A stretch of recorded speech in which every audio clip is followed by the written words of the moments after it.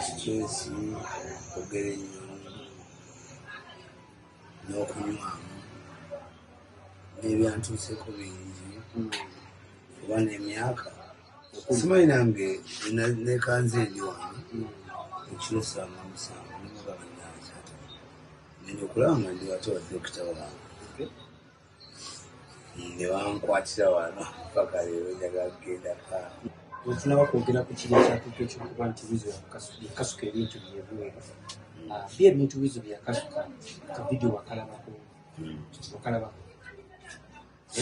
ekiwali watakala ebintu ebyo byali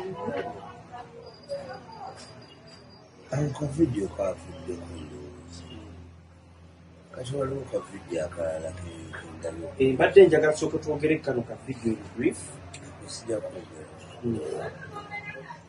saagala kwogerako nnyo kubanga nyinza okubaza ezimu ku nsonga ezandeesa mu ddwaliro saagala kuddingana mawolu.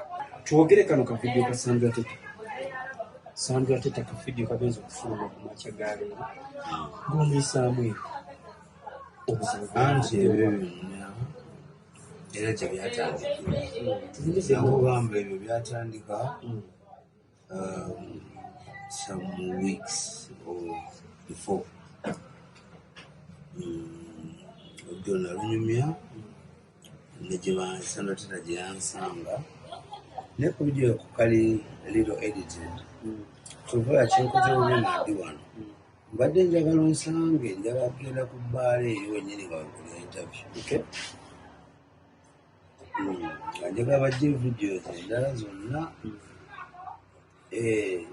zikwatagana nani naffe awo ne Sandra Teta negye yajjamu ku booda kubanga ayambadde nga restaurant enyana batemu otunya omuntu ogamba ono bamu olaba nze omunaddiini I was raised to forgive, raised to love, bansomesa kuva mu buto naye natuuka nga ndaba omuntu oyo njagala muyisaayiza muli ya buli nga njagala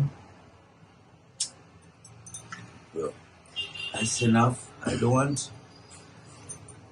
bwe nakunyonya ebintu bingi nze byange biri mu episode omuntu akwatako bukwasi wano n'atola ku kyatutte ono n'akwata wano naye nga nze neewuunya lwaki nkyali mulamu oba Katonda yantonda atya nkolebwa ebintu eyo ntuusibwako okumenyebwa omutima okusembayo naye I still stand ate sibakyawa bro era sinakyawa Wizo ku kye yakoze.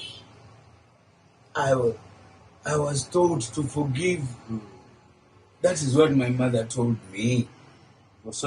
Ate nga kyeyansomesa yayita nansomesa kukyawa naafa nasigaza kyeyansomesa